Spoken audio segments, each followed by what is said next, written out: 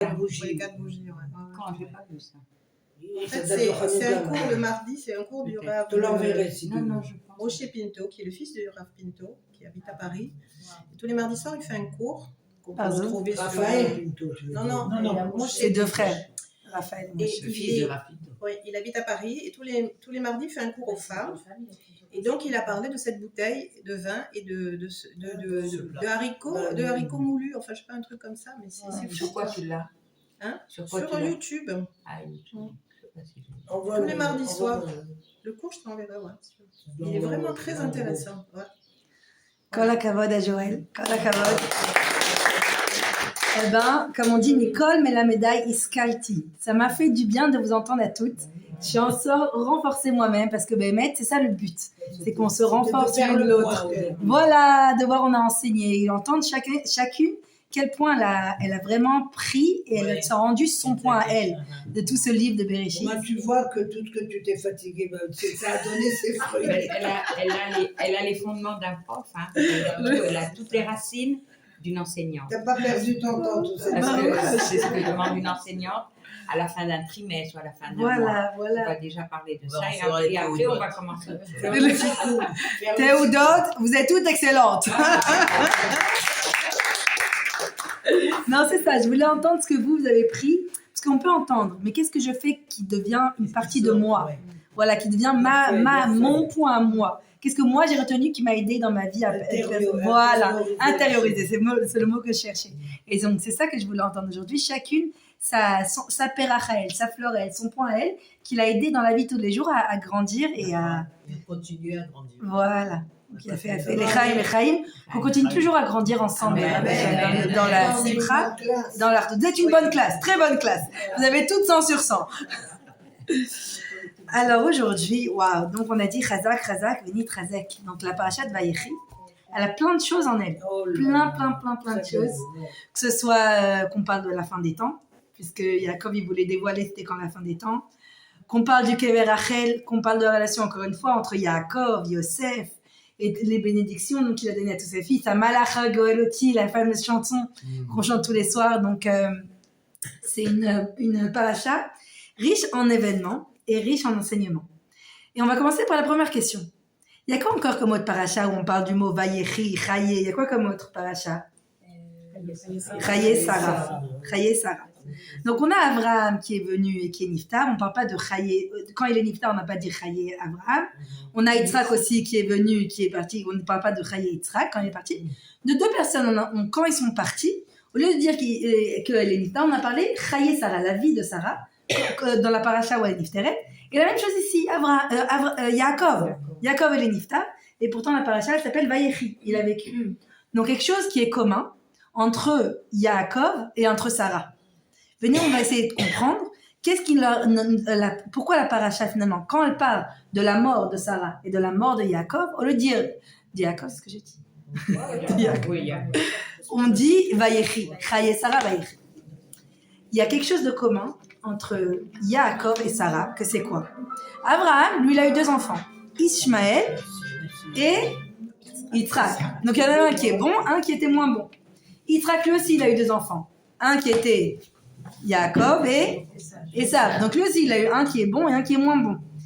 Yaakov, c'est le premier qui a 12 enfants et tous ces 12 enfants, ils sont bons. Et regardez la même chose chez Sarah. Elle a eu un enfant, mais ce un enfant, il était bon. Et donc, quand on a écrit Vayechi, il a vécu. Chaye Sarah, la vie de Sarah. C'est quoi le facteur qui est commun entre ces deux choses? C'est une bonne vie, non? C'est ça qu'on veut dire. Aussi, c'est une bonne vie. Mais Vayechi, c'est que finalement, c'est quoi la vie d'une personne? La vie d'une personne, c'est les valeurs d'une personne. C'est les valeurs pour lesquelles je vis. Les valeurs dans lesquelles je me suis battue toute ma vie pour vivre au travers de ces valeurs. Les valeurs que je transmets à mes enfants. Et donc, si les valeurs de la personne, elles sont encore vivantes, la personne, elle est encore vivante. Et c'est pour ça qu'il y a écrit Vayehi Chaye Sarah. Pourquoi Chaye Sarah? Parce que elle, son fils, qui était bon, il a continué à vivre au travers de ses valeurs. Que la valeur de Sarah, c'était de rentrer toutes les valeurs de Torah et Mitzvot dans ce qui est matériel. Et c'est pour ça que le fait que Yitzhak, il se marie et vive en Eretz Israël, il a finalement concrétisé et matérialisé toutes les valeurs de Sarah au travers de sa vie.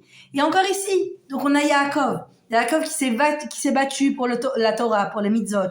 Ishtam Yoshev Ohalim, qui était au début un homme, qui étudiait la Torah toute sa vie, mais après qui s'est battu finalement pour que ses enfants aussi, à travers du fait que même ces enfants qui sont nés et qui ont été éduqués en plein milieu de la galoute, avec Lot, etc. On vous rappelle qu'on a dit que Lot, c'était un quoi? Un sorcier. On a dit que même Lavan, que même Bilham, il a pris ses enseignements de chez Lavan. Donc, c'est-à-dire qu'il a grandi et il a éduqué ses enfants en plein milieu des sorcelleries, etc.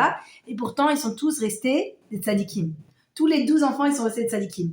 Donc, c'est pour ça qu'on dit Vayechi Yaakov. Que même s'il est parti, ses valeurs sont encore vivantes. Ses valeurs sont vivantes au travers de chacun et chacune de ses enfants. Et c'est pour ça que même si la personne, elle est partie, mais que ses valeurs, elles sont vivantes, alors lui aussi, il a envie. Lui aussi, il sent envie. Et c'est pour ça que nous aussi, aujourd'hui, quand on vit au travers des valeurs de Torah, de mitzvot, des valeurs que nos avons nous ont donné Abraham, Yitzhak et Yaakov, nous, au travers de notre vie, on rajoute de la vie à Abraham, Yitzhak et Yaakov. Et pas simplement Abraham, Yitzhak et Yaakov, mais chacun qui a envie aujourd'hui, quand il vit au travers des valeurs que ses parents lui ont données, que ses grands-parents lui ont données, au travers de sa vie, il rajoute de la vie à ses parents. Pour toi aussi, Naomi, quand aujourd'hui tu vis au travers des valeurs que ton père t'a données, chaque jour de vie, tu rajoutes de la vie spirituelle à ton père. Et voilà. Et donc c'est ça la vie. C'est pour ça qu'on dit. Voilà. Mais pas simplement ça le fait monter. Ils vivent au travers de nous.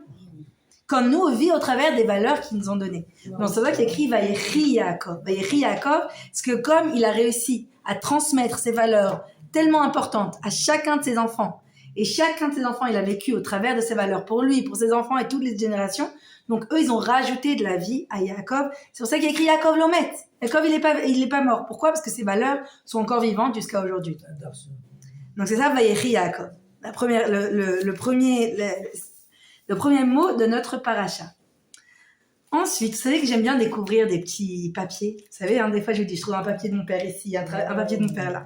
Et là, en plus, c'était mon anniversaire. Et le jour de mon anniversaire, j'ai trouvé une carte qu'il avait écrite à ma sœur pour son anniversaire. Et j'ai retrouvé le jour de mon anniversaire. Je dis, c'est comme si à moi, il me dit joyeux anniversaire. J'ai kiffé. Alors, donc, avant de commencer et de continuer les différents sujets qu'on avait aujourd'hui, on va parler des Gilgulim de Yaakov. Vous vous rappelez qu'on a dit que Yaakov, c'était le Gilgul de Adam. Oui. Je répète. En fait, on va parler, c'est quoi les différents Gilgulim de Adam, de Abraham, de Yaakov, avant Yaakov et après Yaakov. Pour comprendre un petit peu c'est quoi le tikkun avant et après. On avait dit que, comment ça se fait que Yaakov, dès qu'il avait vu Rachel, il savait que c'était sa femme. Il a vu, il a embrassé, il a enlacé, il a dit voilà, c'est toi, t'es ma femme. Le coup de foudre. Le coup de foudre. Même à Hollywood, ils n'ont pas réussi à faire un beau coup de foudre comme ça. Et là, pourtant, il a vu, tout de suite, il savait que c'était sa femme. Pourquoi? Parce qu'il y avait un secret. Cette relation-là entre Yaakov et Rachel, elle est venue pour corriger la faute de Adam. Pourquoi? Adam, quand Chava, elle est venue, elle a donné la etc. Et Hachem lui dit Ayeka, Makara, pourquoi t'as fait la faute? Il voulait pas seulement qu'ils disent oui, je suis désolé, il voulait qu'ils prennent responsabilité pour son action. Dire Hachem, je suis désolé, comment je corrige, dis-moi quoi faire, et qui en plus qui défende sa femme. Non, c'est moi, Superman, c'est moi qui prends, c'est pas elle, et qui se mette lui en premier, qui protège sa femme. Voilà, et au lieu de tout ça, qu'est-ce qu'il a fait? C'est à cause de cette femme-là que tu m'as donné. Donc pas simplement il n'a pas pris responsabilité, il a jeté la responsabilité sur sa femme et sur Dieu lui-même. Donc Dieu lui a dit, oulala, Habibi, t'as pas compris. La femme que je t'ai donnée, c'est un diamant. Chava, elle était faite des mains même de Akadosh Baruch Hu. Écrit à chaque fois que à Dieu, il faisait un partie de son corps, il lui a dit, sois belle et sois tsniou, tu vas être la plus belle des calades dans le monde entier pour ton mari, etc. Et en plus, il y avait qu'une femme. C'est pas qu'il se dit, peut-être je me suis trompée, peut-être j'aurais dû me marier avec mon Lochidour. Oh là là, en plus, il pouvait même pas se dire, c'est quoi cette belle-mère, il avait même pas de belle-mère. Et c'est ça. Donc, il aurait dû apprécier ce cadeau que c'était Chava. Et pas seulement apprécier, mais la défendre, dit Hachem, je suis désolée, ou bien dire on a fait une faute, mais pas rejeter la faute sur Chava. Et comme il n'a pas apprécié ce cadeau que Dieu lui a donné, c'est pour ça qu'il a dû revenir en Gilgoul pour se battre, pour mériter ce qui lui était dû. Et Rachel, ça serait Chava. Chava, exactement. Donc Rachel, c'était Chava. Et c'est pour ça que quand il a vu Rachel, tout de suite il a reconnu. Il a reconnu sa Neshama. Mais il a dû travailler dur pour recevoir ce qu'il était dû. Et c'est pour ça qu'il a dû travailler 7 ans. Et après 7 ans, au lieu de se marier avec Rachel, il s'est marié avec Léa. Et encore après 7 ans. Et Rachel aussi, elle a vu que sa sœur, qui a un bébé après l'autre, elle l'a pas encore. Et après tout ça, ils sont même pas enterrés l'un à côté de l'autre.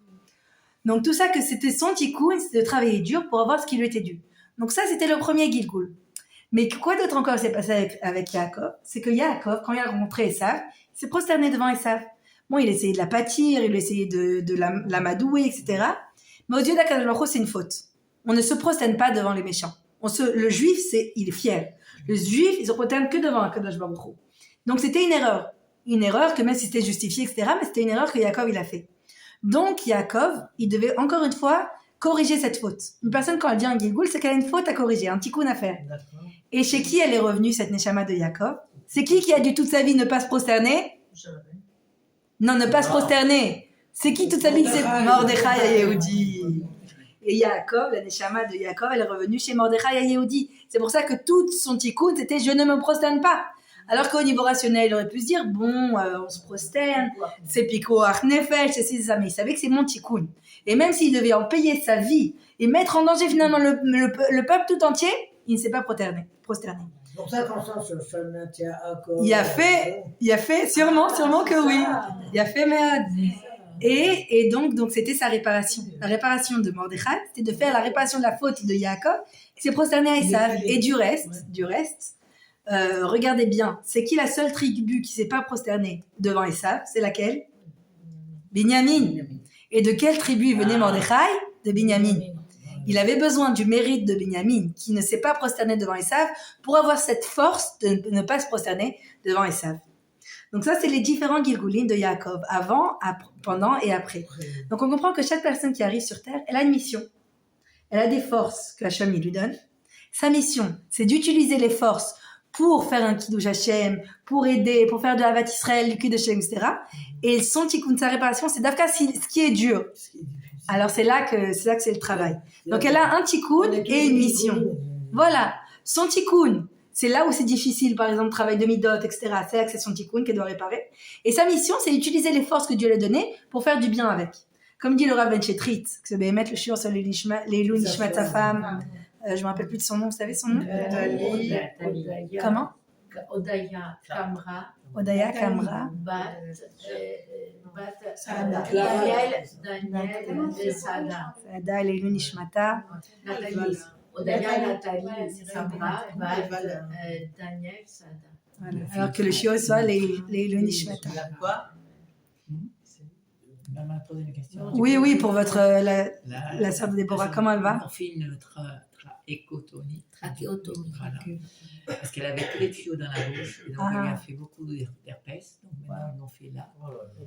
De façon que ça passe plus facilement, qu'elle ne s'étouffe pas, qu'elle ne perd pas le tuyau. Enfin, De qui tu parles?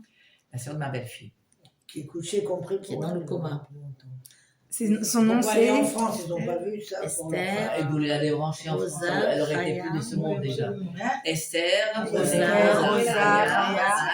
Bat Simcha, Hachem lui envoie une grande réfoua chez les mains, avec des grands nissim, Bezrat Hachem, amen. Hachem, il fait des nissim. On l'a ramené ici. Il y a eu des nissimes. En 24 heures, ils ont ramassé des fonds pour pouvoir la ramener dans un hôtel, dans un avion sanitaire que pour elle. Et ils se sont battus pour la faire entrer à Dassenkara. Elle lui fait faire l'Aliyah en 24 heures. On fait des trucs, des nissimes. Comment et comment l'équipe de Rafficher se battu pour la faire entrer à enfin des nissimes. Et que des nissimes. Oui, les Parce femmes, qu'il fallait sauver un juif. Voilà. Le sortir de chez les Goy pour le ramener ici. Il fallait sauver le juif. Voilà. Bezrat Hashem, allez, Allez, continue à avoir des miracles, amen. Elle va sortir du coma. Bezrat Hashem. Amen. Alors, c'est encore son prénom, c'est comment? Esther, Rosa, Chaya, Esther, Rosa, Chaya, Bat Simcha. Amen, qu'il lui fasse un grand miracle. Amen. Bezrat Hashem Bekarov. C'est ça notre force du peuple juif. On croit toujours en miracle. Donc, En Yehush Klal. C'est ça qui nous donne la force de, même si c'est difficile, nous on ne perd pas espoir, c'est ça qui donne la force de continuer. Bezrat Hashem, que Hashem lui fasse un grand miracle. Bezrat Hashem. Alors on a dit ça, c'est les différents donc Gilgulim de Yaakov. Et surtout ce qu'on apprend, c'est finalement Akadosh Baruch Hu, ce qu'il veut, c'est qu'on apprécie tout ce qu'on a. qu'on apprécie, qu'on dit merci, comme vous avez dit si joliment, qu'on se réveille le matin, qu'on dit merci Modéani, qu'on dit merci pour tout ce qu'on a. Le plus une personne, elle dit merci, le plus Hachem dit, elle apprécie ce qu'elle a, je vais lui donner encore. Et le plus une personne, elle se plaint, elle dit, il se plaint, je vais lui donner encore des raisons pour se plaindre. Donc le plus on dit merci, c'est ça qu'on apprend donc de Yaakov et nous, le plus Akadosh Baruch Hu nous donne des raisons pour donner merci. Et du reste, c'est ce qu'on voit aussi même avec les explorateurs.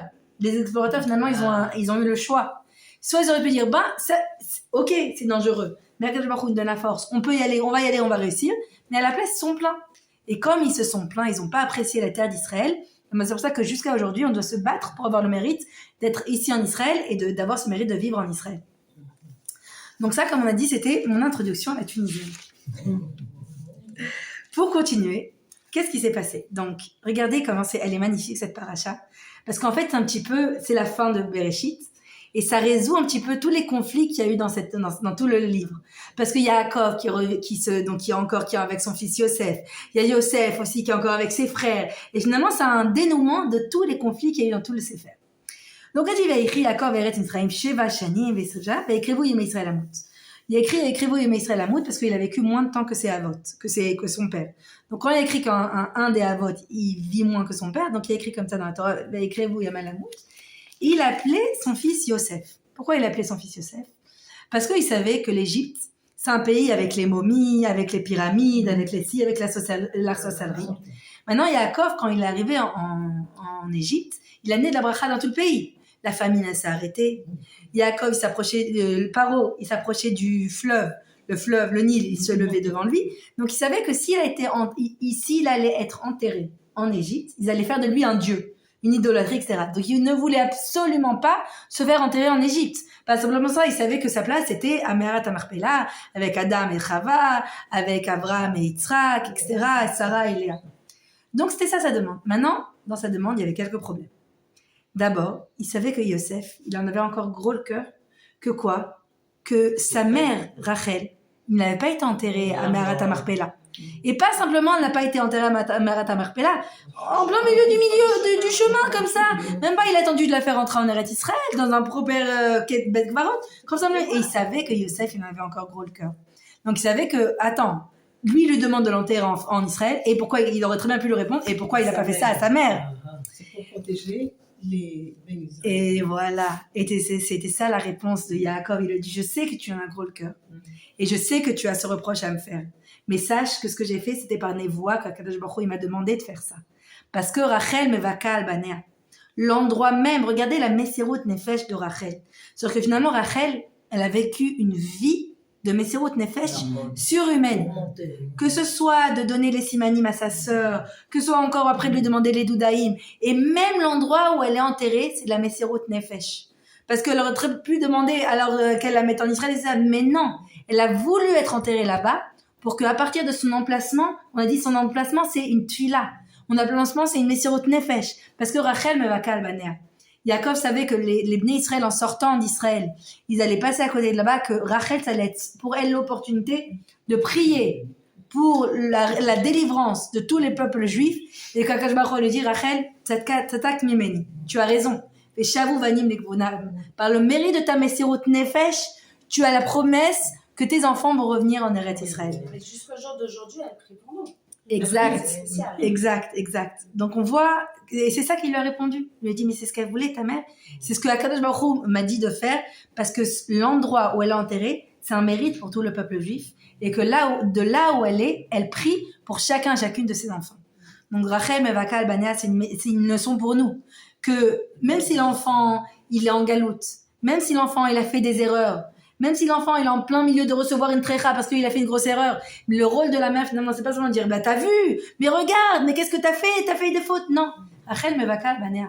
Le rôle de la mère c'est d'avoir pitié pour ses enfants, c'est de prier pour ses enfants, c'est de donner de l'amour à ses enfants et d'élever les enfants même quand ils les ont mis au plus bas, d'être là pour lui, de dire moi je vais prier pour toi, même quoi que ce soit l'erreur que tu as fait, moi je suis avec toi, je t'encourage, je t'aime et je t'aide et je prie pour toi.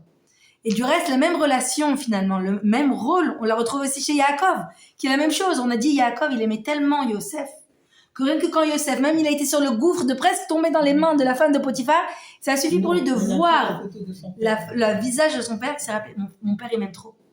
Mon père il m'aime trop. Il m'a trop donné d'amour, d'affection. Il a tellement confiance en moi, je peux pas le décevoir.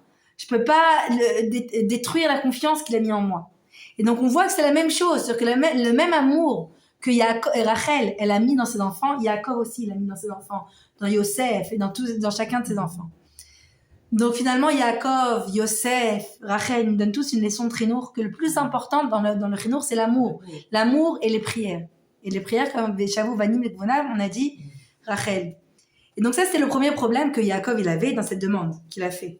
Il avait un autre problème, c'est que quoi ? C'est qu'il savait que c'était très compliqué. C'était très compliqué de sortir justement d'Égypte.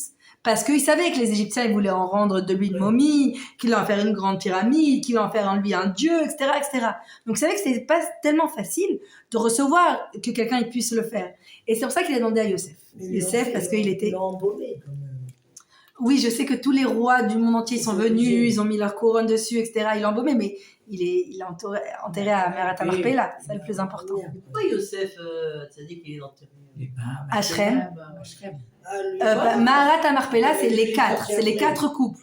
C'était le kéver pour les 4 couples. Les 4 coups. Après, pourquoi il y a Yosef Hashrem, c'est une bonne question, on va vérifier. Il doit avoir... Venez la chercher. Voilà. On a été, mais bon, c'est tellement... On va chercher... Il nous donne la réponse dans le Mais WhatsApp. C'est pas dangereux. C'est très dangereux, mais on va... Il n'y a pas beaucoup qui veulent y aller. Non, mais on y va quand même. Oui. On nous laisse aller. Colle la carotte. On a des heures... C'est On très est bien. blindé, là. Ouais. Ah, avec Et ils sortent tous les Arabes de là où ils sont tous. Oui, Ils sont tous sortis.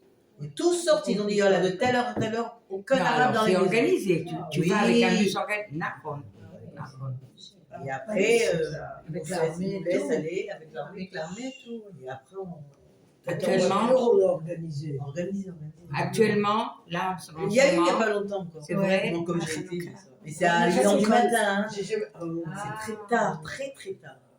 Pendant qu'ils dorment les bougnons. Ouais, ils dorment jamais, ils envoient des chilles à 4 heures. Voilà. Ils ne dorment jamais, hein, de toute façon. Oui. On se demande quand ils tellement dorment. beau. Ils se réveillent pour C'est envoyer un bien organisé, Moi, le lien. je dirais. En tout cas, donc c'était ça. Donc c'est pour ça qu'il savait qu'il pouvait demander que à Yosef. Comme Yosef était dans une position royale, il savait que lui, il aurait le pouvoir de pouvoir le sortir d'Égypte. Mais même pour Yosef, c'était pas si évident. Et c'est pour ça qu'il lui a demandé de faire un serment, de jurer. Oui. Pourquoi? Perline, c'est l'histoire. Oui, parce qu'il Racontez-nous. connaissait une langue de plus. Voilà. Paro, il ne connaissait pas la langue. Voilà, voilà. Donc, il lui a fait du chantage. Voilà, exactement. Et alors quoi? Alors c'est quoi?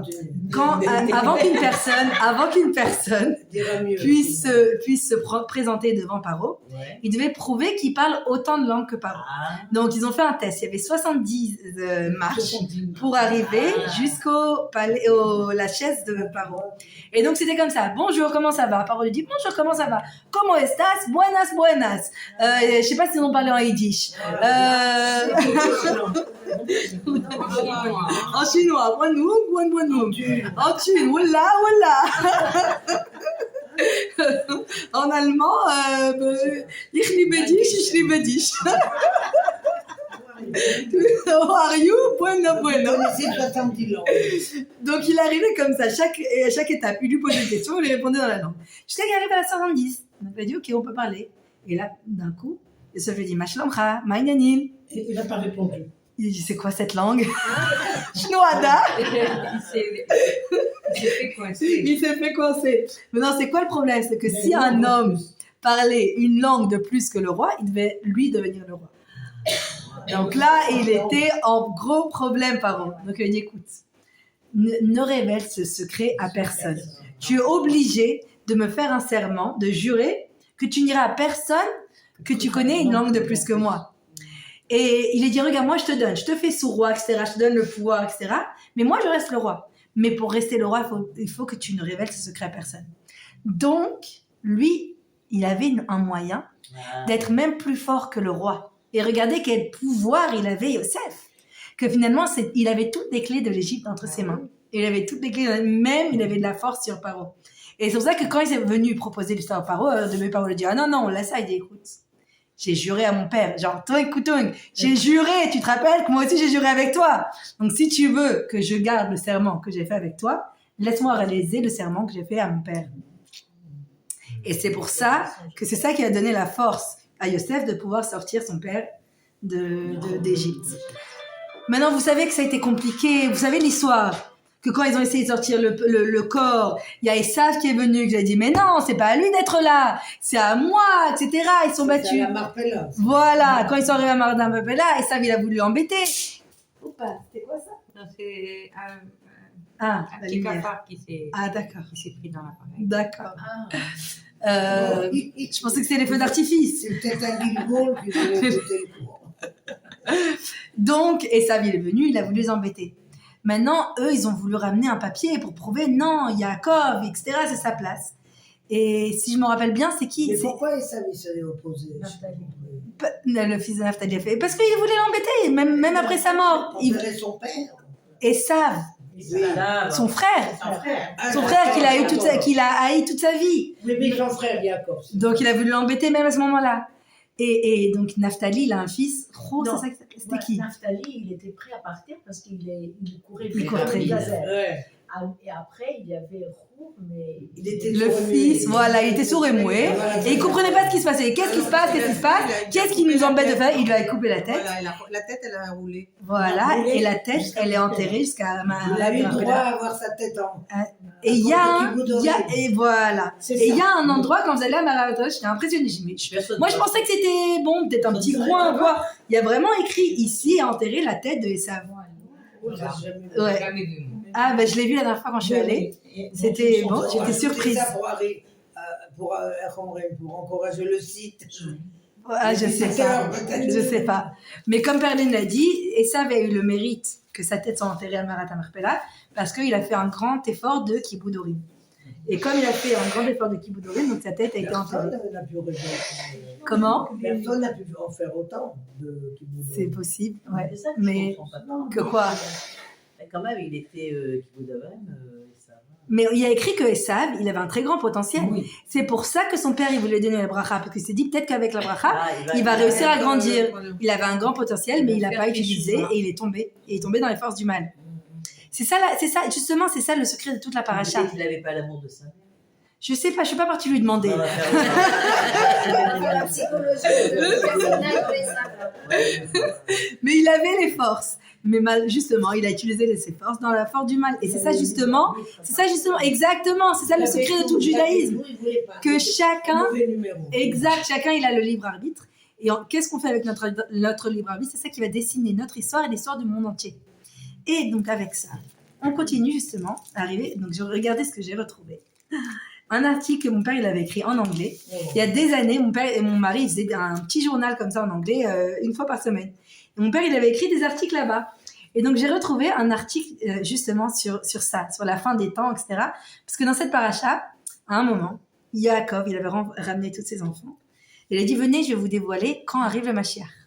Comme ça, il a dit. Oui, après. Mais avant, il a dit, venez, je vais vous dévoiler quand arrive le Mashiach. Et finalement, la Shekhinah est partie de lui. Et il n'a pas pu... Et il a dit, Shema Israël, Hashem Elokeinu, Hashem Echad. Donc ça nous ramène finalement à une notion. C'est quoi le Mashiach? On sait quand il arrive. Il y a une date but pour le Mashiach. On ne sait pas quand il arrive. Quand il arrive, il y a le choix. On est censé Anima, Amin, Bemouna, Vishelema, Beviat, Mashiach, chez Kol Yom, chez Yavo. Nous, on a l'obligation de savoir que chaque jour, il peut arriver. Donc quoi? Il y a une date finale ou chaque jour, il peut arriver? C'est pour répondre à cette question que je ramène ce Dvar Torah magnifique. Donc en fait, donc c'est un Dvar Torah écrit par mon père où il disait, il y a deux types de miracles dans le judaïsme qu'on célèbre. Il y a les types de miracles qu'on célèbre, par exemple à Hanouka ou à Purim. C'est des types de miracles qui sont faits au travers de la nature, comme les miracles qu'on a vécu cette année, que vraiment, comme j'ai dit, je répète, mais c'est tellement important, que chaque chose qu'on a vécue cette année, c'était des miracles. Qu'il y a 300 tirs qui tombent de nous sur d'Iran, il n'y a pas une personne. Vous avez vu la tille, mais même là, qu'est-ce que je dis? La semaine dernière, hein? Vous avez vu ce qui est tombé? Chez nous.